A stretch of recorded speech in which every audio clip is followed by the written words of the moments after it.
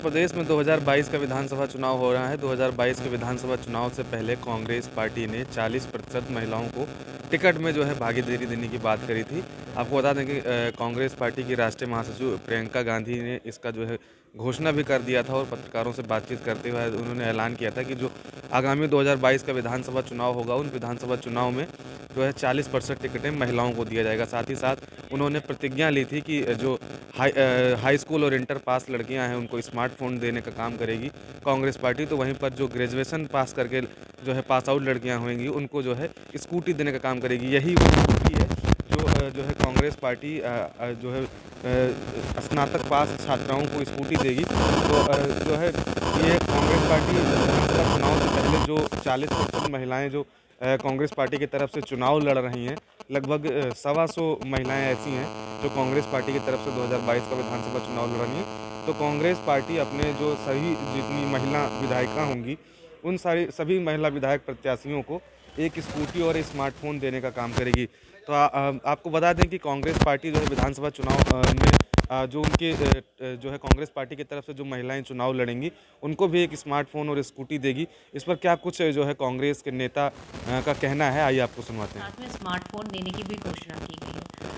आज भारतीय जनता पार्टी या अन्य विपक्षी पार्टियों के समक्ष एक बेंचमार्क प्रस्तुत किया गया है किस तरह महिलाओं का उत्थान किया जा सकता है और किस तरह महिलाओं को राजनीति में भागीदारी देकर उनका सम्मान किया जा रहा है। आज ये सभी राजनीतिक पार्टियों को अपनी पार्टी में लागू करने के लिए मजबूर कर रही हैं प्रियंका गांधी जी। मैं सिर्फ इतना कहना चाहती हूँ कि आज महिलाओं की भागीदारी आधी आबादी की अगर राजनीति में सुनिश्चित होगी तो महिलाओं के लिए जो सुरक्षा की बात कही जाती है, महिलाओं के संपूर्ण उत्थान की बात कही जाती है, उनके सम्मान की जो बात कही जाती है, जो हमारी जो सांस्कृतिक धरोहर है, उसके लिए ये बहुत ही महत्वपूर्ण कदम है। चूँकि आज भारतीय जनता पार्टी जो महिला सुरक्षा का वादा करती है, तो मुझे सोच कर भी हंसी आती है कि उसका 80% बजट वो प्रचार प्रसार और जो है पोस्टर में खर्च कर देती है। क्या कभी इससे पहले किसी सरकार ने प्रचार प्रसार के माध्यम से क्या महिलाओं की सुरक्षा की है?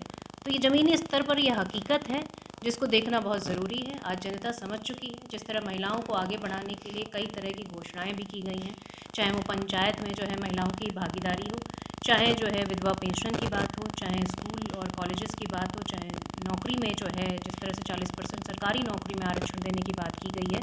तो इन सभी चीज़ों से महिलाओं को उत्थान भी होगा, उनका पूरा सर्वांगीण विकास होगा।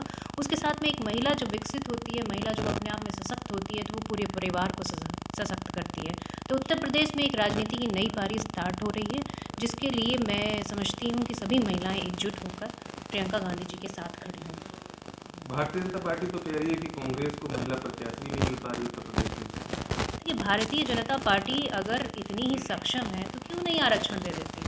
सिर्फ बातें करने और कह देने से नहीं हो जाता, आपको करके दिखाना होगा। आप भी 40% आरक्षण दे दीजिए, नहीं 40 कर पा रहे आप 30 ही कर दीजिए। परंतु नहीं, ये इनकी मानसिकता जो है वो महिला विरोधी मानसिकता है। आप देखिए कि किस तरह से महिलाओं पर अभद्र टिप्पणियाँ की जाती हैं, किस तरह से कहा जाता है कि महिलाओं के ऊपर जो है कि किस तरह से कपड़े पहनने चाहिए, छोटे कपड़े पहनने से क्या होता है। इस तरह की जो मानसिकता होती है वो भारतीय जनता पार्टी में।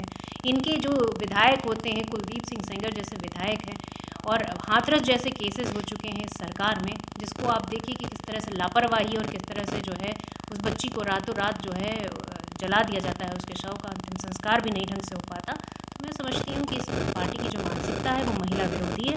आज तक ये पार्टी अपने किसी भी राष्ट्रीय जो है अध्यक्ष के पद पर किसी महिला को नहीं बिठा पाई, तो महिलाओं को क्या सम्मान करेगी?